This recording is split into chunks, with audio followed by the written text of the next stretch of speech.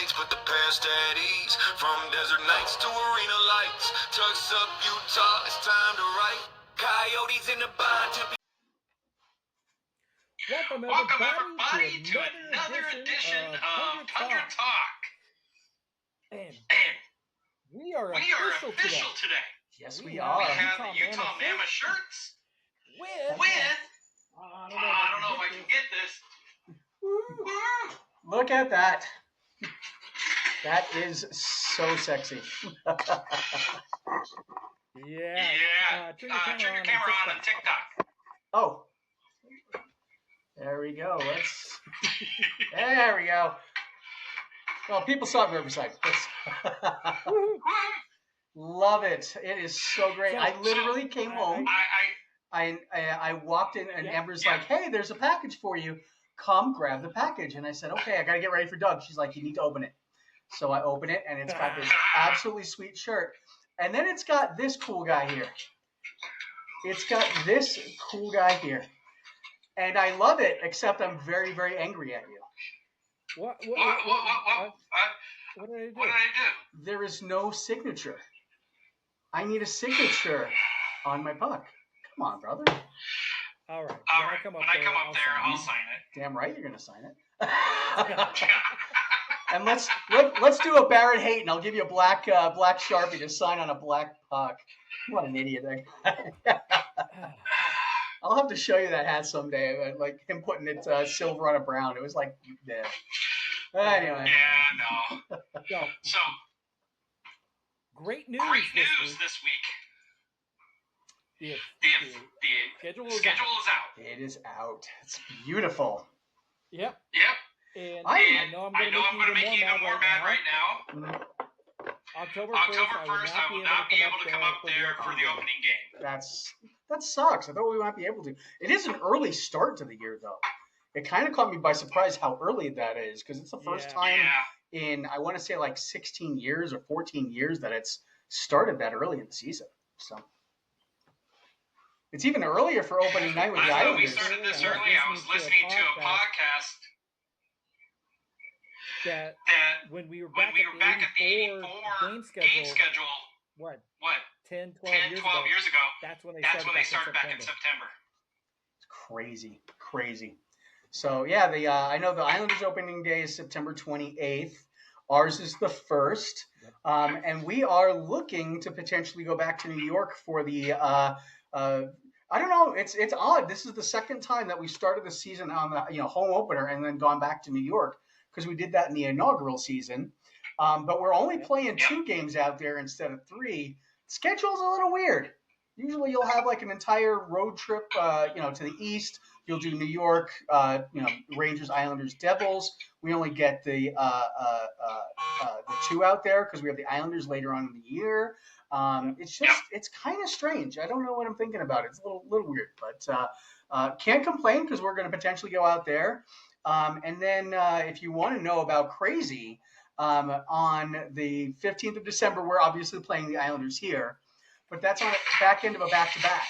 So the 14th, we actually play Colorado and Denver. So my wife and I are talking about doing a road trip to Denver to see that game, to come back for the game against the Islanders.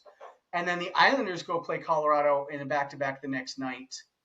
And so we're thinking about on the 14th going to Denver to watch the game, on the 15th coming home to watch the game, on the 16th going to Denver to watch the game, on the 17th coming back here to watch the game, and then the Islanders go to Vegas on the 18th. And if we have it in us, I would consider doing that too. That's a 900 or 1,000-mile road trip in a matter of days to to see games. So I'm crazy enough to do it, man. So that is one dedicated fan. I don't know, man. That might be a lot, especially with my new work situation. But we shall see. Yeah. So I don't know if you really looked at the schedule all that closely. Did you see the first 3 months? We have only 18 home games. 6 in October, 6 in November, 6 in December. Yeah, I didn't know what was going on with that. So I actually pulled out, I have the entire sheet here. They don't make it easy to download, so I ended up downloading it for Excel file. But yeah, I'm like, we're away. We've got that 4-game road trip to start, and then we're home for 1, then we're out again. Like it's a 5 It's a game. 5 game. Oh, it's a 5 game. Yeah. Oh, Buffalo. Yeah. Columbus, Rangers. Yep. Oh, you know what it is? Boston, and then end up at Buffalo. Nobody ever thinks of Columbus. Ohio's like one of those states I forget about. Is Madigan on here?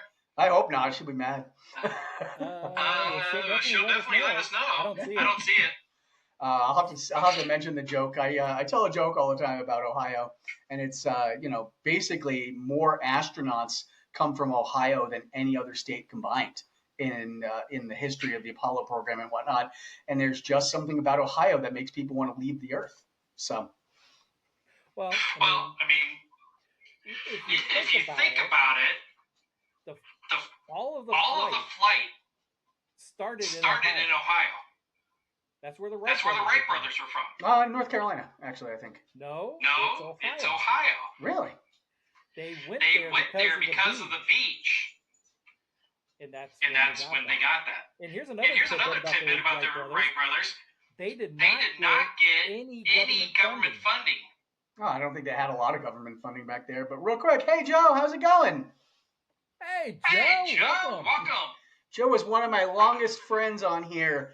He came to one of my first ever videos. So shout out to Joe. Awesome. Yeah, shout out to Joe for being a longtime guy that's always been so kind to me on TikTok. So speaking of people reaching out and following, did you know your daughter followed me? I heard you messaged her, and I thought that was really funny because you thought she was my sister. She's like, you're like, how's New York? And she's like, I guess it's fine. I haven't been in 12 years. Yeah. Oops. Yeah, it was all good.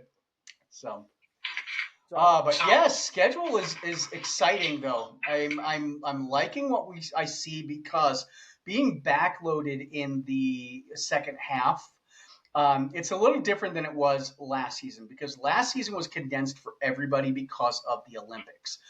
This is actually going to be helpful for us. Now, I looked at the back-to-back schedule it's hard to watch all the teams, but there's a back-to-back schedule kind of breakdown for some teams, and someone was telling me about Montreal.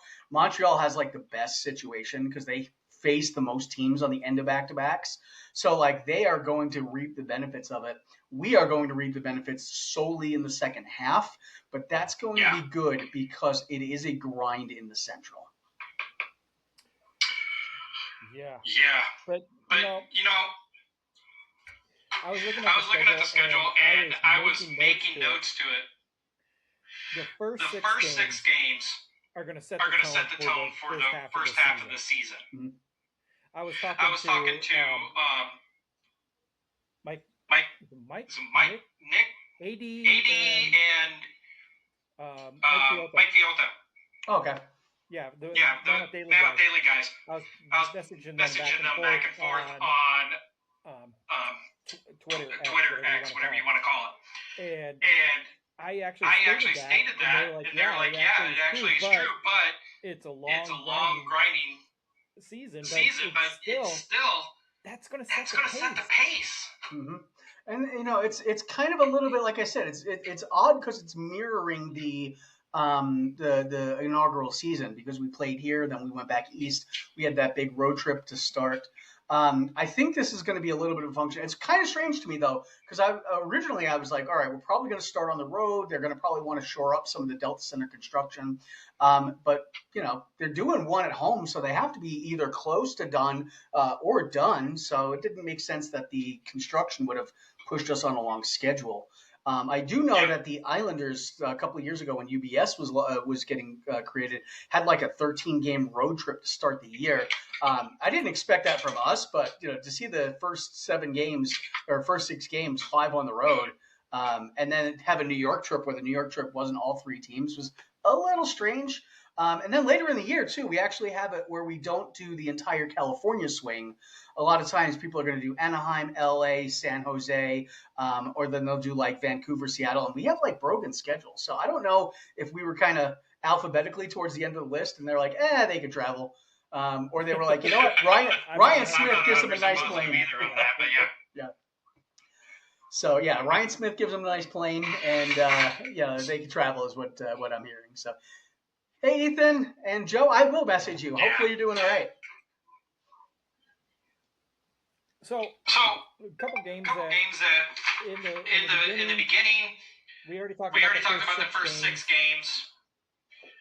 And we really don't play anybody in the Central except for Chicago For a until while. the end of October. We have a home game against Minnesota.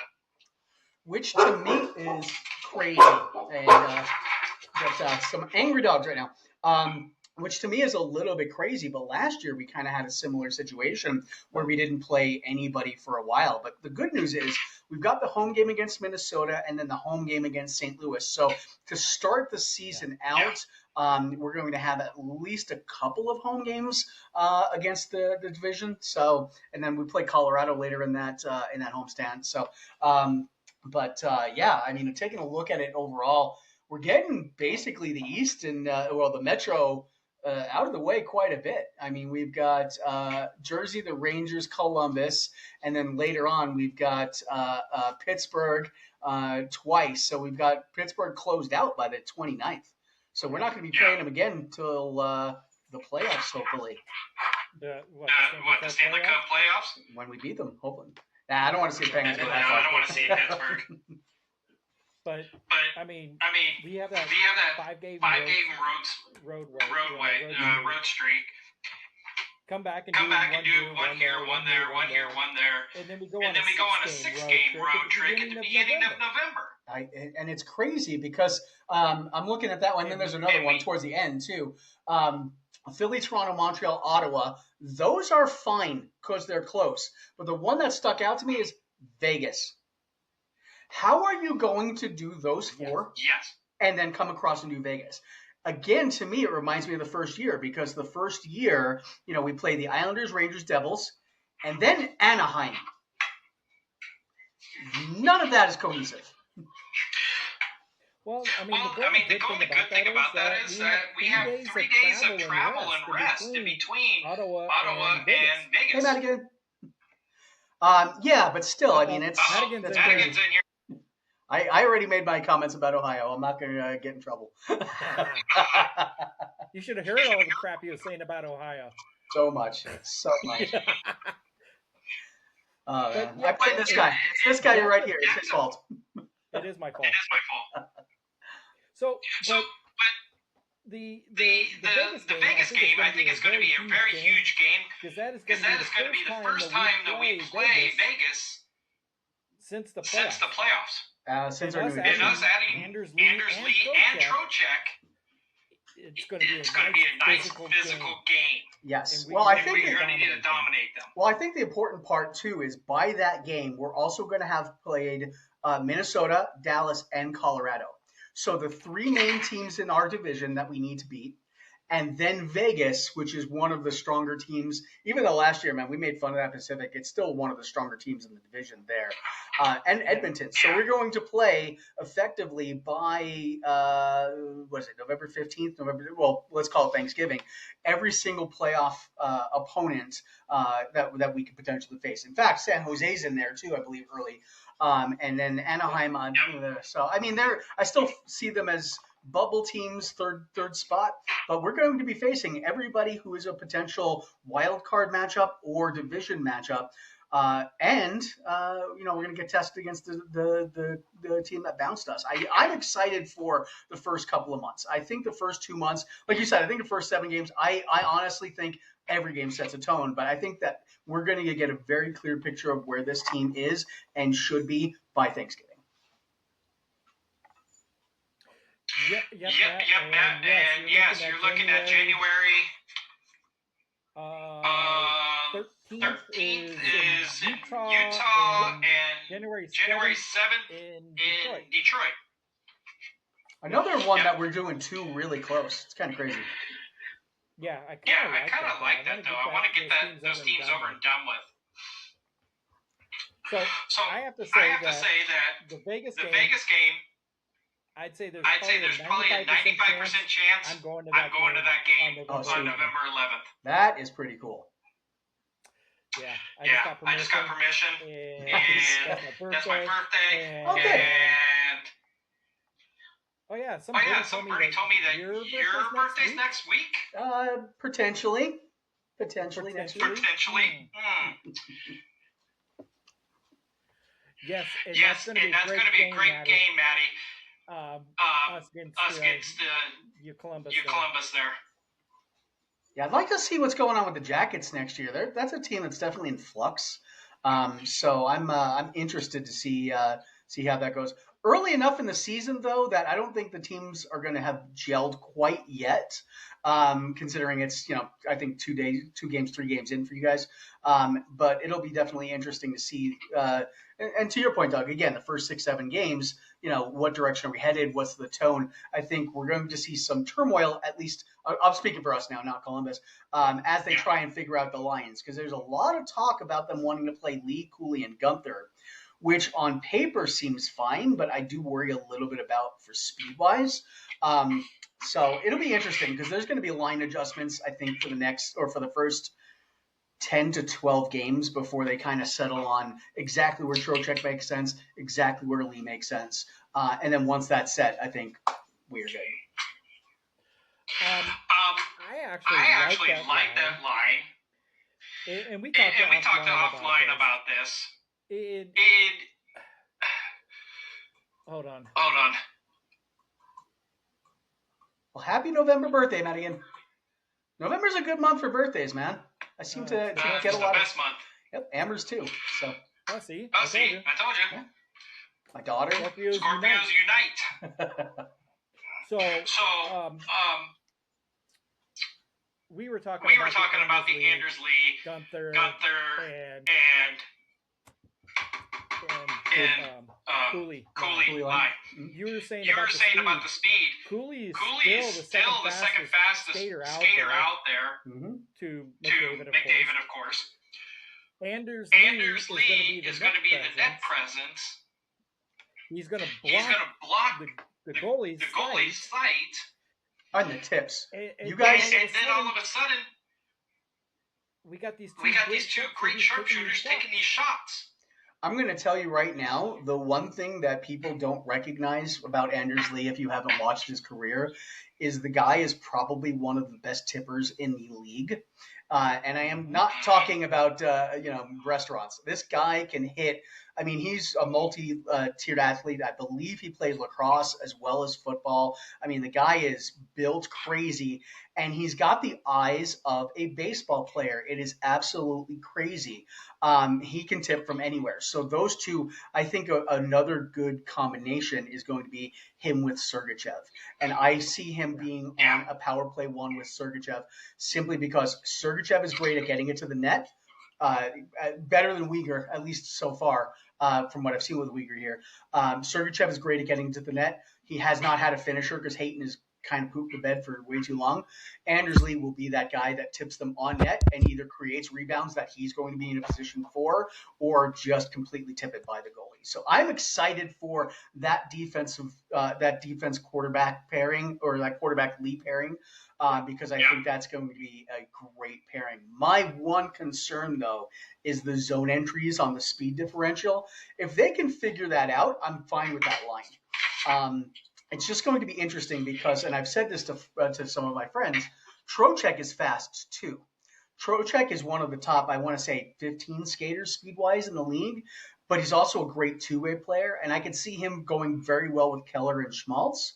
But I also see Lee playing very well with Keller and Schmaltz because Keller also has a decent shot, and so does Schmaltz. Schmaltz can win the bar battles more, but if Schmaltz is going to play center, you do want a winger who can win those battles. So I actually feel like the best potential line might be Lee, Keller, and Schmaltzy. And that's not a bad pairing. I'm not going to disagree with that at all. Yeah.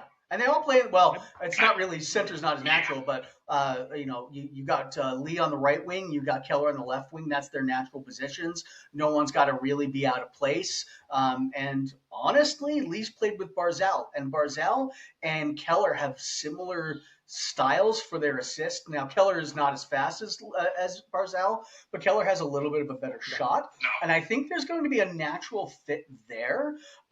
Plus, and not to crap on the guy, but like speed wise, Keller, Lee, and Schmaltz are a lot closer in overall speed, so their cohesiveness as a unit, I think, might be a little bit better. But that's just my take from knowing both teams. So, oh, that's cool, Maddie. Yeah, you've got the Yep. Yep. You've got the inside on Anders Lee and all that stuff. So and more Trocheck than I do. Yeah, and I've said I think Trocheck could be, if they're not going to go with that Lee line on the top line, I could see a Trocheck, Schmaltz, and Keller line. And that line to me would be a great line, even if it's not a typical first line pairing. That line needs to play final 5 minutes a majority of the team, because Schmaltz, great defensively, Trocheck, one of the best defensively, and Keller can hold his own defensively. That line plays as defensive as a third line would, but with the scoring threat of the first line. So, I can kind of see it going either which way. Realistically, I'm fine with them, and it's not typical, but you have kind of some blended lines that play specific minutes, even though they're not special teams units, right? So even though that wouldn't be a special teams unit, a 6-on-5 situation, you'd probably want that line out there. You might want Stenlund out there, but you probably would want a Trocheck line with Schmaltz and Keller, because again, they can handle a 6-on-5 well. Or maybe you set up two lines where you have Schmaltz on one to be defensive and Trocheck on another. The nice thing is, it's got flexibility. There's a lot of flexibility we can work with. Yeah. So. Talking about the power plays for the 6-on-5. Or I'm hoping that we don't have too many 6-on-5s, to be honest. Oh, I hope we have a lot of 6-on-5s because, against us, because that means we're leading late in the game. Yeah. I agree with that. I'm just talking about us being up to 6. Oh, yeah. No, I would prefer not. Yeah. What do you think with the additions of Anders Lee and Trocheck? What is that going to do for the power play? It's going to help out. I think Trocheck helps out on both sides significantly. Lee helps out on the power play, again, significantly. And the reason for it is, we just touched on that kind of, is the ability to make those touch passes, the ability to clear space, the ability to win board battles. And that's important on a power play, because anytime the puck is tied up on the boards, you're losing precious seconds. Anytime the puck's tied up on the boards, the defense is able to reset and kind of get themselves in a good situation. Anytime you lose the puck battle, you're losing 15, 20 seconds once that puck gets cleared. So winning those board battles, which we didn't win a lot last year, we lost more than we should have, keeps the puck more in the zone. You've got better clearing in front of the net from Lee, and then you've got the ability for the tips. So I think Lee adds everything that you need. And if Trocheck's on the first line and Lee's on the first line, absolutely phenomenal, because that means we're bumping someone good to the second. And we're going to have two power play units that are very solid. So Dawson just said something in the comments that's really interesting. What's your thoughts on Utah going after one of Tampa Bay's Lightning's prospects? I haven't heard about that. Dawson, I haven't either. Yeah, you'll have to share some information about that. So, but what do you think about Miguel Sergachev is one of his weaknesses puck handling. He's not when he gets a little frustrated, he's not the greatest on passing. Is he still going to be able to lead the power play as the quarterback now that Durzi is gone? Oh, I believe so. I think he's got the ability to still control the puck. The power play, the problem wasn't necessarily we were fumbling the puck, turning it over at the blue line and giving a lot of chances against. So Sergachev's ability there, I think, is fine.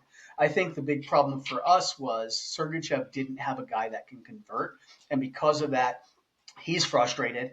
Having Lee in there and having Trocheck in there, allowing them to convert, helps his psyche out, and I think that just helps the overall unit. So it's Benjamin Rattantine. It's hard to read. It's hard to read. Yeah. Tampa Bay's best prospect in 10 prospect games with the Lightning. He had 72 points. That's nuts. That's interesting. I wonder what they want for him. Yeah, I will say, it depends on what they want. If they want hate, well, we can't get rid of hate. If they want someone in our development camp, it would be interesting to see who would they want. But I will be honest with you. I've seen the development camp kids. I'm very high on Smith. I'm very high on Valentini. Now these kids have to have a couple of years to develop, but I think Smith's here, and if not next year, I'd be shocked if he didn't get at least a 10-game look. But then you've got Denoyer. So I mean, we've got 3 really solid players coming up. Where would what was this kid's name? Benjamin Rattane. I have to look at that.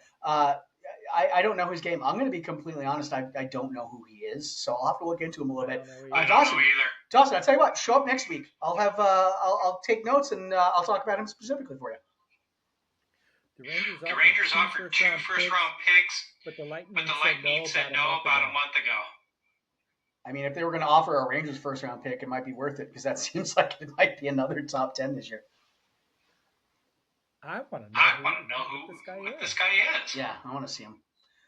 That is a homework project. Here, so I can't do look. That's a homework project for me, man. We'll I'll get all those stats and we'll figure it out.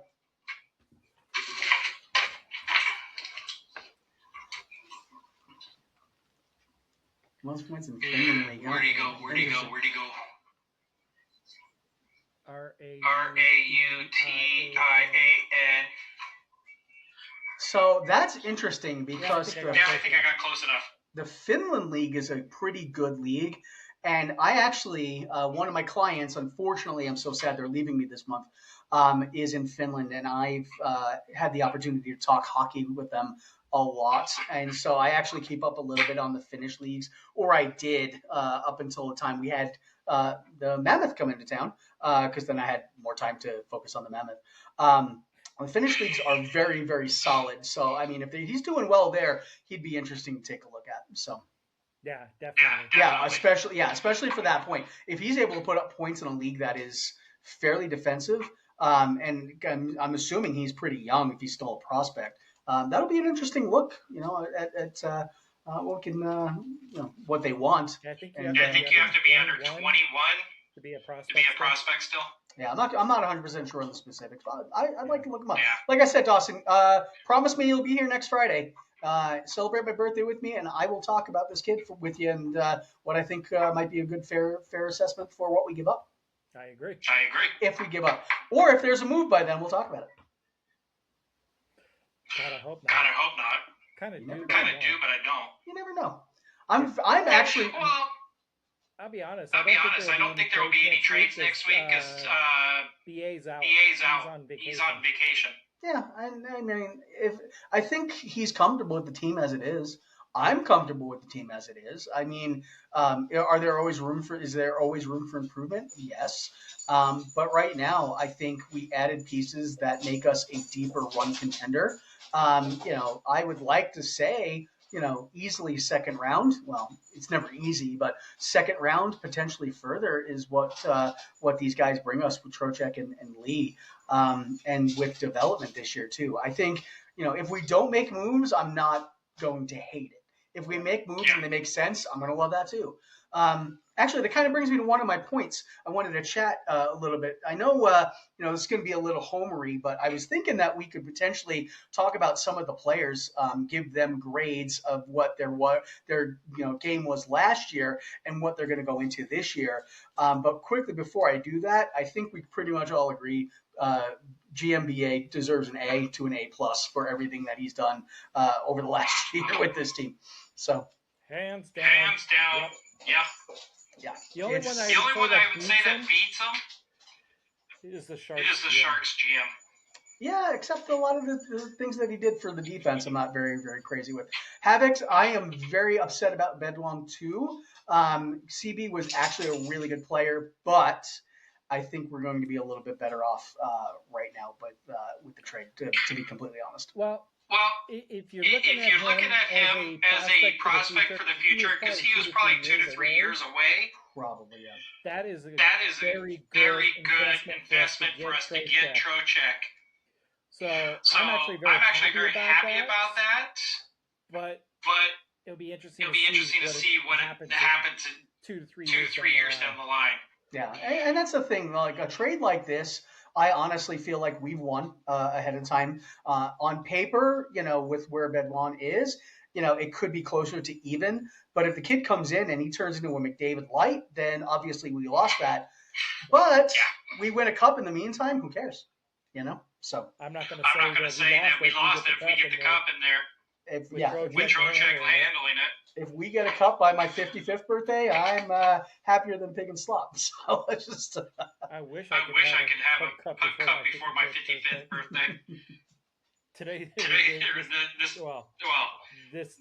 I'm 55 right now, so I'm going to be turning 56. Look at you. Now I feel like a baby. I'm old. No, not really, baby. But yeah. You and I talked about this a little bit ago. About the four people that we want to talk about. And of course, we're going to start off with our captain. Now Havoc, Dawson, everybody else that's on here, Amber, you as well. I would like to hear what your guys' grades are on them. On these people.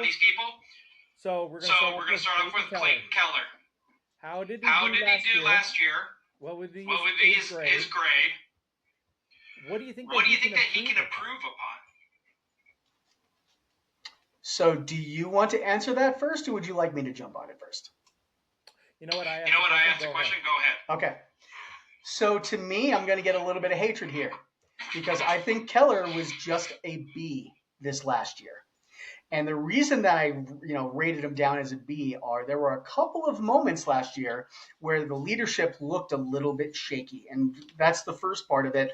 In that early November slide that we had, there were no team meetings called. There was nothing shown, externally that, was a confidence builder for some of the fans. Now, it's entirely possible he did the internal things, but I was definitely frustrated in November because his play was not great in November. The leadership was struggling a bit in November.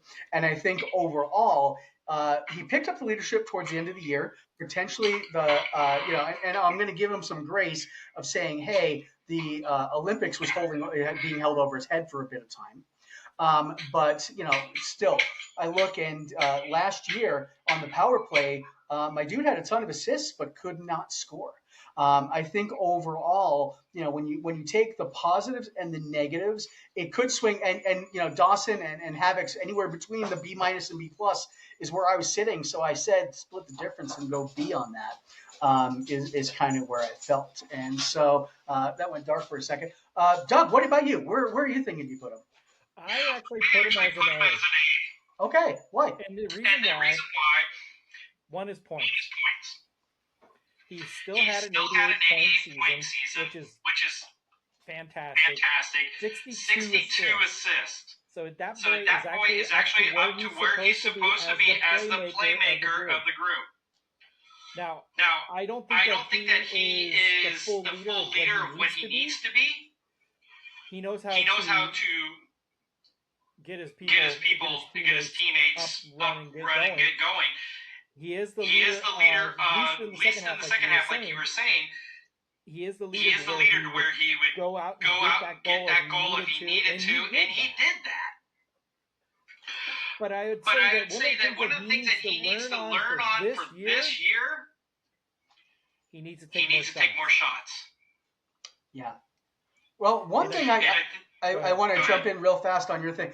The leadership was definitely on display again in that game where he single-handedly pretty much made that play against Philadelphia to score on our first ever 6-on-5 and then win in overtime. So that, for some of the detractors are like, oh, he wasn't that great. He went down in points. He went down in goals. He did lead the team. And that, to your point, is one of those examples I was going to point to if we actually talked about that, because that was a great game to be at.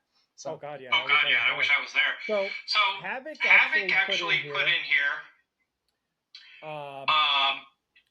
Wait a minute. Where'd you go? I get the feeling that Keller is very behind the scenes type of leader. 100% agree with you. Yeah, he seems a little quieter. Yeah. Yep. And so it's hard for me to get a perspective on what he is really doing for the guys. You see it when they come out into the third period, or they come out to the second period, and especially the third period, because the second period for the first half of the year was terrible for us. But the third period, they really came around, and that's him. A++ for that game. Yeah, I 100% agree with that. I chuckled. I think one of those pluses was for the fact that he yeeted his stick into the crowd. That was absolutely awesome. Oh yeah. And also the Superman shot too. Yes, that was great. So yeah, but overall, that's why I give him an A. Yeah. So my question then for you in return is, I gave him a B because I have a couple of things on my mind that I think he can improve on this coming year. What do you feel like he can improve to get him to maybe an A+? Because I'm thinking of what's going to take him from a B to an A. What do you feel like is going to take him from an A to an A+? This really comes about to when we talk about our next person. He needs to get out of the shadows of Nick Schmaltz. Okay. And he needs to stand. His line needs to be his line. Not his and Schmaltz's. It needs to be his line. Okay. And he needs to be able to understand when to pass it, or take that freaking shot. And then also go after the tip from Anders Lee if he's playing with Anders Lee. Or if Anders Lee's blocking the goalie a little bit, screening him.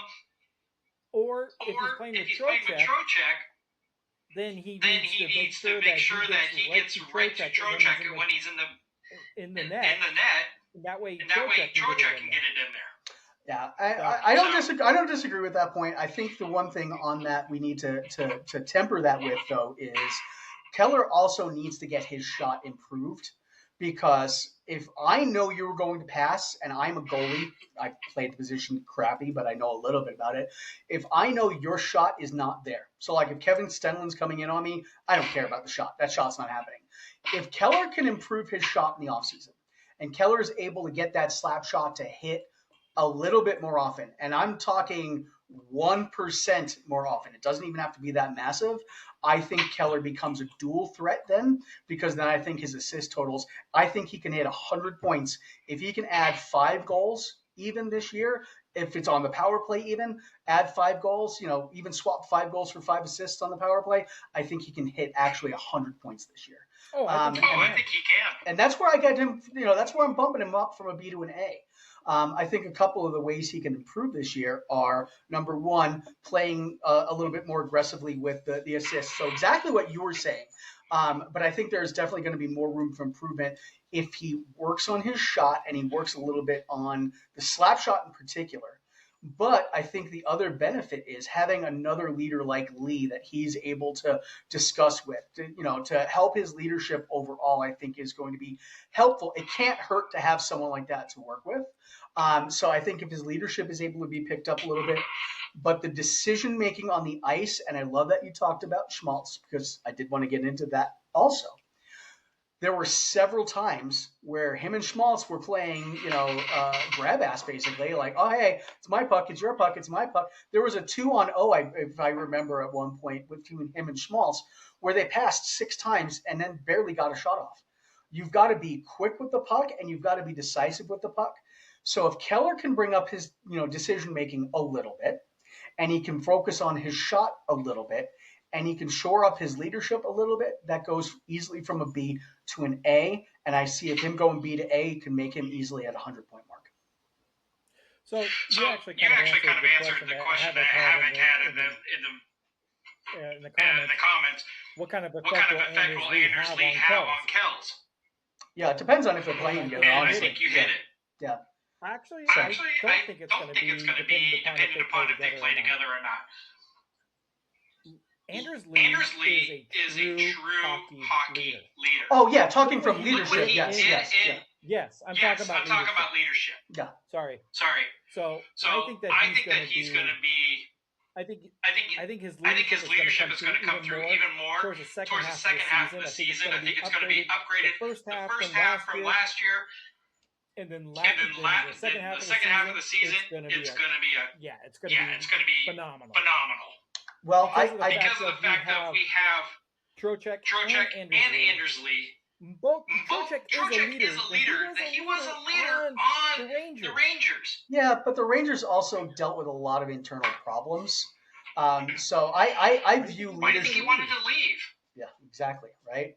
But I'm gonna, you mentioned this earlier in the cast here. You mentioned that the first couple of games. I think the one thing about this that we're talking about, the leadership, when you are on a road trip and you have your guys on a road trip, especially a newer collection of guys, they're not new guys, but they're a newer collection. That's going to be a great way for them to bond. They're in their hotel rooms. They're away from home. They're not by their families. I think having an early road trip normally is a detriment. I think this is actually going to be a good thing for Utah. Even if they come back, at a 500, point pace, which isn't ideal. Obviously, you want to be better than that. But I think the ability to gel on there, and Lee and Keller gelling from a leadership standpoint, Trocheck to a lesser degree, I think overall that could be and work wonders from a leadership standpoint. So. Yeah. Dawson, interesting take about Sergei. You're absolutely right, Havoc. Yeah. He had so many open lanes and just rip one and he didn't. It's funny that Adam was talking about the 5 or 6 give and go. It was just the two of them against. Who was it? I want to say Ottawa, but I don't think it was. I was thinking Panini up there in Nashville. Not Panini. What the heck is Saros? Rene. I forget who it was. Yeah, Paccarini. But they missed that shot. Yeah. If you're going to have that give and go, it's your turn. You guys got to stop that shit. 100%. So that's another reason that all factored into the B for me. And again, I can go B plus B minus with a convincing argument. But when I take a look at the beginning of the year and I take a look at everything in total, I think he made up for it at the end of the year. I think his leadership in the playoffs was solid. But I also think his leadership now in the playoffs moving forward will be better because he's experienced the playoffs. So.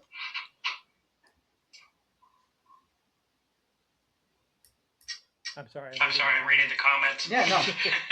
So let's move on to Nick Schmaltz since we already kind of brought him into it. Yeah. So I'll go ahead and start this one. Yeah. I actually put him in as an A as well. And the reasoning why he got 74 points. It's the highest he's gotten so far. 33 goals. Fantastic. He's one of the people that got over 30 goals this year for us. His chemistry with Keller is amazing. Phenomenal. But that's also his temperament. He's very creative. He's very smart. And the best thing in the world is we got him for the next 7 years? Yeah. So he's a core member of our team now. And he's definitely not going anywhere. Nope. But he needs to be more physical. He does. And that's why I only have him as an A. Everything I just went over, I would have gave him an A+. Because he's not supposed to be over 60 points or over 50 points. But he had 74. So this is really going to put him in the spot to do even better this year. And he needs to be a lot more physical. I'm hoping he puts some pounds on him this offseason. I hope so. Maybe he'll get the leg workout from Lee. Oh God, I hope so. That guy's legs are like bigger than my head. Yeah, it's crazy. I hate to get kicked by him. So, you young man, what do you think? So I actually want to talk about a tale of two halves about Schmaltzy. I think Schmaltz deserved a C+ for the first quarter of the year. And the reason for that was he started out hot. In October, he was on fire. And then he went ice cold. And it was a trend that we had seen for a while where Schmaltz comes out, plays real well for a short amount of time, and then just kind of disappears. And so I was very disappointed with his early season stuff. In fact, I have records, and I've talked about it on my blog and with other friends, that I wanted Schmaltz traded by the trade deadline, and I was singing that harp up until Cooley went down. C+ rating. Right. After Cooley went down, A+. As a center, he completely transformed his game. As a center, he basically solidified a line that had no business being solidified under what it was. He led. He had just a general solid leadership on that line, even though he wasn't a leader, even though he's not the cat, he had solid leadership on that line, and he kind of put the team a little bit on his back along with Keller to fill in a role that he's never done before. So as a blended average, I was kind of looking and seeing where I would put him at, and overall, I'm going to put him down as an A-. My reasoning for that is I think overall the winger part of Schmaltz has regressed a little bit. And I think to that point, it could have been just having the Cooley not be the greatest fit on there, Hayton not being the greatest fit on there. But when you look at his ability to kind of drive play as the center, it was so much more impactful.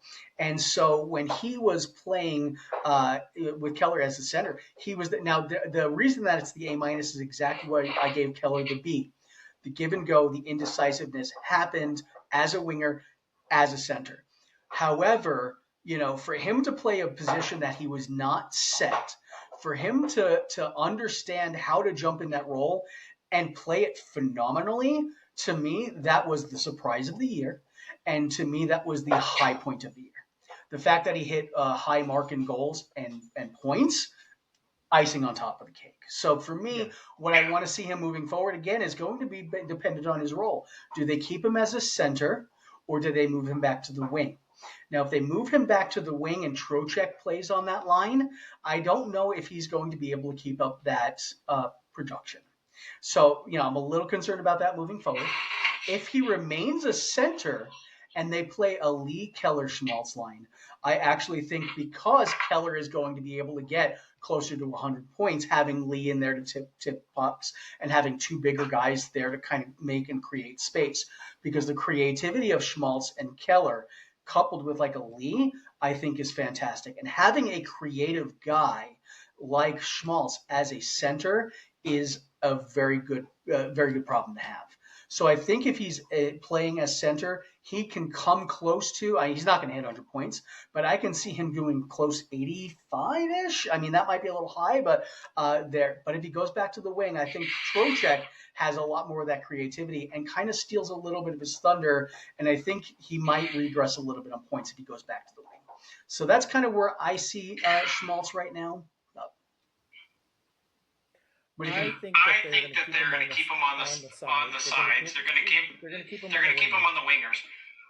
Just for the simple fact of how many centers we already have. We have five centers, not counting Schmaltz. Yeah. Well, let's be fair. Hayton barely counts as a center. So there's that. But so we have 4.5. Yeah, so let's look at quality first line centers, right? You have Trocheck and Cooley, very clearly a 1 and 2, however you want to do them. Okay, then you have Hayton, McBain, Stenlund. Hayton, McBain, kind of Well, McBain is a closer third line center to me. Hayton and Stenlund are fourth line centers. So we'd have a number 1 and a number 2 set. A number 3 is a little shaky on who you're going to do, but a number 4 is set. So if you move Hayton up, I think Hayton's kind of like a 3A, where he can kind of move down and be effective and move up and fill a role, but not necessarily be the best.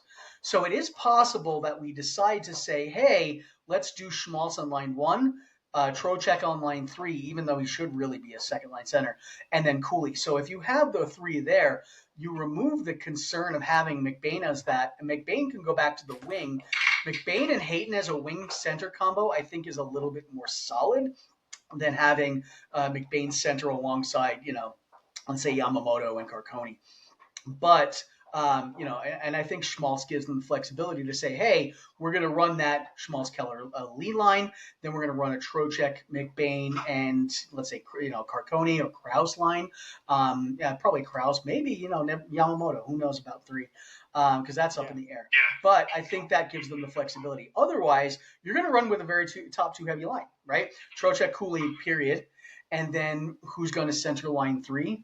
Is it going to be McBain? Is it going to be Hayton? Are you going to kind of, a flip-flop on there? I think it gives a little bit more haziness on line 3, where you have Trocheck that can easily slot in that, or potentially Schmaltz if you're talking about breaking up Keller and Schmaltz.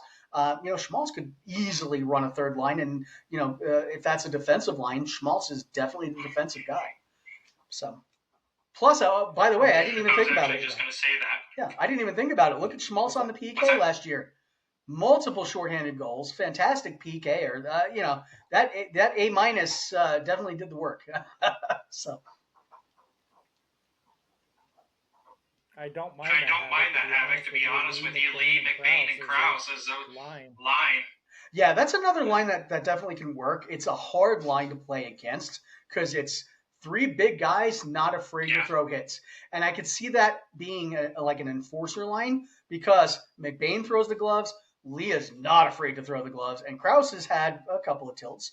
I just don't think he will do it, especially with Lee's in there. Yeah. So I see that as the fighter line if we go that way. But again, I come back to the point I made earlier. I really think you can make 5 different or 6 different line combinations and utilize a Lee, McBain, Krause as a line in the last 5 minutes with the lead, and then use a Trocheck, Schmaltz, Keller line with the lead in the last 5 minutes as 2 defensive shutdown lines, and you just run those 2. So it's not a bad line, Havocs. I actually do like that line. I think offensively it's not going to be the best line, which is why I have a couple of thoughts on how you split that up. But ultimately, these are really, really good problems to have. So. Oh God, yeah. So let's go on to our defensive player. Yeah. Good old number one D. Yeah. Mikhail Sergachev. Take it away. All right. Well, first thing, I saw Sergey being captain as floated in here in the chat. I don't think that's Sergey is a nice guy. Sergey is not necessarily captain material, even though he's had some of the good players to play with. Sergey, to me, last year, I've been trying to debate between a C+ and a B-. And to a lot of people, they're like, why the hell so low are you thinking that low? When I was chatting, and I said, Sergachev is a great offensive defenseman, but he is not a great defensive defenseman. When you were dealing with Simashev in the first month and a half of the league, you had a kid who was trying to learn the NHL. Simashev is very defensive minded, but he's learning new ice surface. He's learning new players. He's learning new speed. And so there were multiple instances in the first 2 months that Sergachev kind of crapped the bed, gave up a couple of turnovers, left Simashev out, and Simashev looked kind of bad trying to cover. So I remember those days and being frustrated about that. Now, the first month of the year, everything was clicking, but when November hit and the bottom kind of fell out, Sergachev was one of the key reasons why. Defensively, he was porous. He was causing issues. When he paired up with Dursey, that was a nightmare to me. So, defensively, Sergachev is potentially a D player to me, and I'm not very happy with Sergachev defensively. But that's not why we have him. Offensively, we do. But this is where there's the problem. Offensively, he did not make up for his defensive deficiencies. Now, part of that is a power play unit that wasn't operating. I mean, first couple of games, power play was fantastic. Sergachev was looking like a stud. And then the power play just fell off a cliff. And yes, he's quarterbacking the power play, and it's only one of the two units. But, the play around him was kind of weak. And, again, you're going to look at the center position, was kind of weak, so he didn't have that. So to me, it's a toss-up C plus B minus. I think he's got a lot of room for improvement, especially bringing in Lee and Trocheck on the power play. I think having time to figure out with Uyghur how defensive assignments are going to be. Although I do think he's going to play with Simashev this year, having better defensive awareness with who he plays with, I think it gives him a lot of upside. But he definitely had a lot of room for improvement last year. I give him a B. Okay. So the whole purpose behind Sergachev is, like you were saying, is that he is an offensive-minded defensive player. We already had one of those guys. Well, we had one of them. We got rid of him. But is he going to be able to take over that quarterbacking that Dursey was doing for us on the power play? Well, Dursey ran power play 2 and Sergachev ran power play 1, so I don't see there being any difference on that. I think Uyghur's taking power play 2 now. He's so defensive minded. I don't think he's going to. Well, who are you going to put there otherwise, right? I don't think D. Simone is responsible. Well, I'm not crapping on him. I don't think he's just defensively or offensively responsible enough to take a power play unit, even if it's power play 2. There's some teams out there. I'll pick on the LA Kings. Who's their quarterback for their power play? Artini Panarin. Yeah. Oh well, I mean, Marner was. Why can't Schmaltz do it? I mean, that's entirely possible. I mean, it worked with Vegas. I mean, Marner was the quarterback there. And I could see it because Schmaltz is defensively capable. But I don't think on a power play 1 you want to necessarily run that. It might work, but I can see Schmaltz being. No. But I think the combination of Lee and Sergachev makes Sergachev better by just the nature of the way that they play. Yes. And he's going to teach him some stuff about defense as well. Hopefully. So my biggest thing that he needs to work on this next season. The risky turnovers that he was doing in the defensive. Yes. He was not nearly as bad as Dursey, but yes, especially in that November debacle. Yeah. November, December, he was terrible. He gave up quite a few goals when he was on the penalty. A lot of shorthandeds. There were no shorthandeds till later, but when there were shorthandeds, he was responsible for them. Oh, not goals. I'm just saying shorthanded chances. Yeah. Sorry. No, you're fine. I don't disagree with that. He was better than Dursey. That pairing, oh my God, I wanted to pull my hair out every day. I 100% agree with you. I did. Doug, come on. So, last but not least, we have the goal stopper. Vitek Vinicic. Oh, wait. I can get into Vanacek, but yeah, so let me know. I know that, we're looking at a guy who played, season high in games, so there was a lot of work to choose from. So, Doug, what did you think? I give him an A-. Okay. First of all, the reason why is that he was very dependable in the net. And it wasn't always his fault. For all of the goals that happened, or him not getting the chance to actually take a break. So I put a lot of that onto VTech Spinachek, and that's why I moved him up to an A-. I originally had him as a B to B minus, but he played more games than anybody else in the NHL. He did a lot for us, especially in the last little bit of the season. Mm-hmm. So, and now that we're going to have a true number two, Kosa is going to be godsend to Vejmelka, and Veggie is actually going to get the break that he deserves. I cannot actually disagree with that. I originally also was looking at a B+ for his overall performance, but I kind of switched around to an A- simply because of the workload he was forced to play. And so for me, my thought was, if he had a solid backup, and people crap on VTech, and I could talk about VTech for a while, but we don't have to worry about that anymore. But he was forced into a position, especially late, and this goes to coaching for me, is the last couple of games of the season when we had everything locked up. He didn't get a break. It didn't matter if we won a game or lost a game, and he still started when Vanacek could have started 1 or 2 games. And my thought on that was crazy considering his workload on that. I watched Veggie flail a bit, where his positioning on some games, especially in November, was for me, like I said, I'd say, hey, I played goal for like a year and a half, and I'm terrible. But I kind of remember the positioning, and there were positioning errors he made that made my heart stop, because if I did that, I know I would have been torched, and he sometimes got away with it.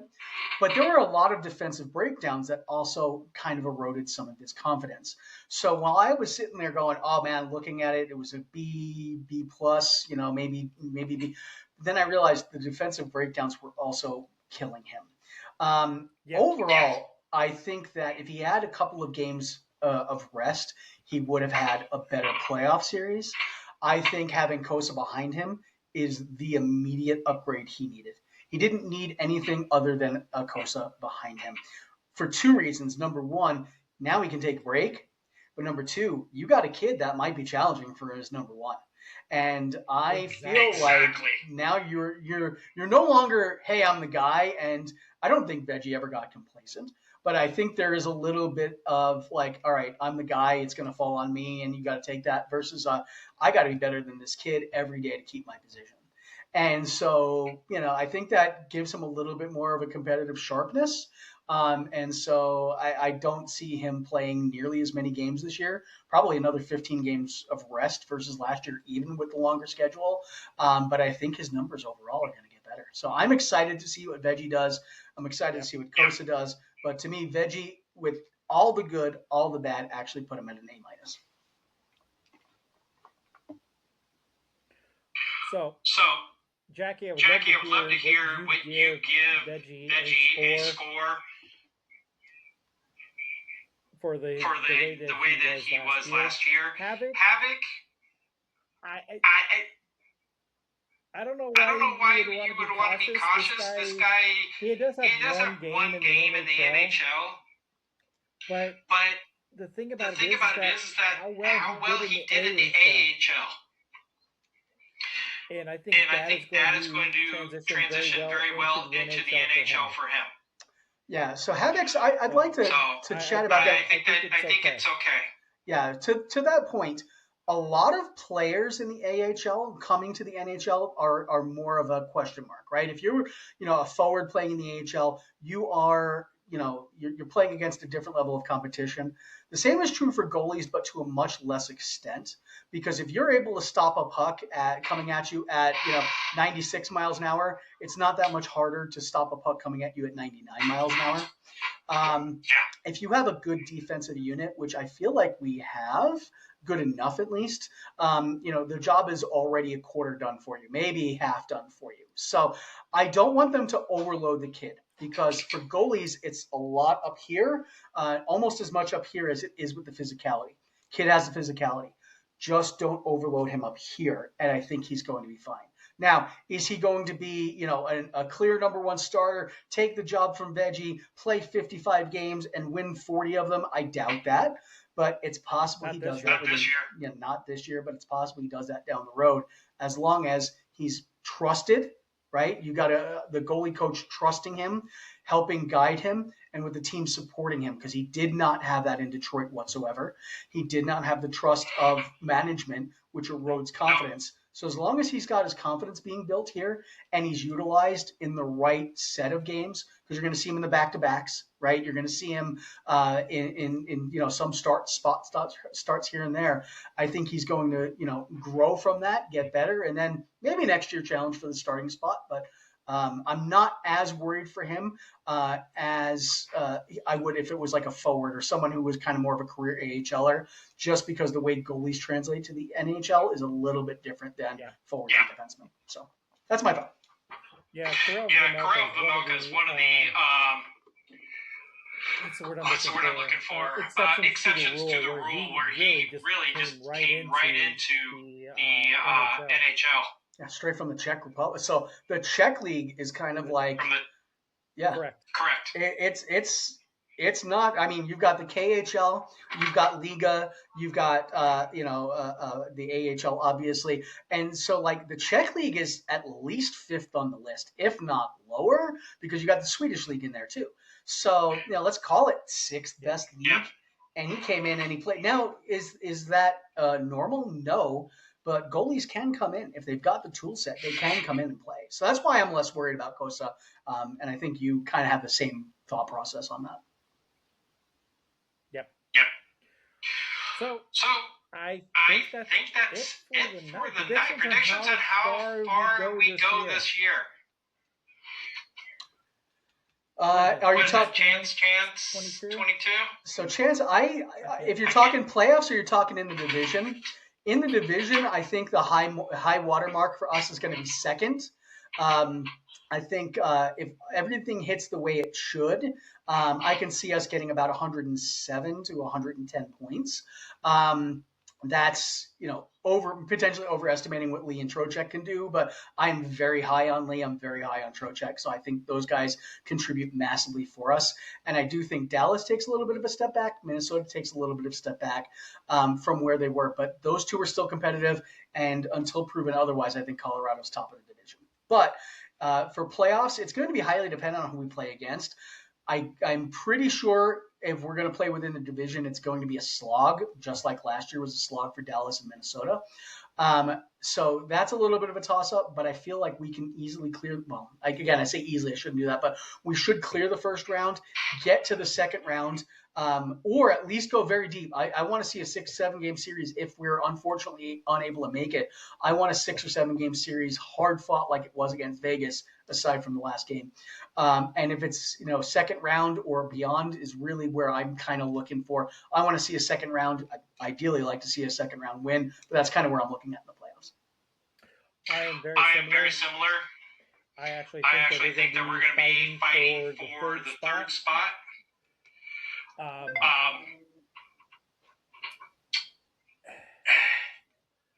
I think Minnesota's going to take it. I think Denver is actually, or Colorado's going to take a little bit of a fall. And I say Dallas is also going to take a fall. And I'm going to say 102 to 105 points. So a little less than me. Yeah, but that's a couple more wins. That's all I want. Yeah. Well, we also have 2 more games this year. And I'll be honest. Exactly. I'll be honest. I think I want the first round be against Vegas.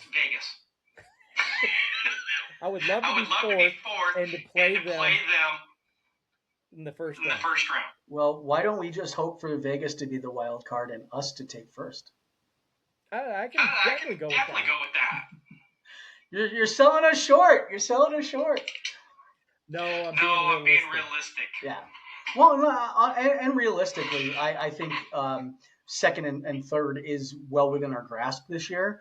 And if that's the case, Vegas is going to be, a round out. But I'm excited, man. I think this year is going to be a good year. Yes, I agree. I agree with you.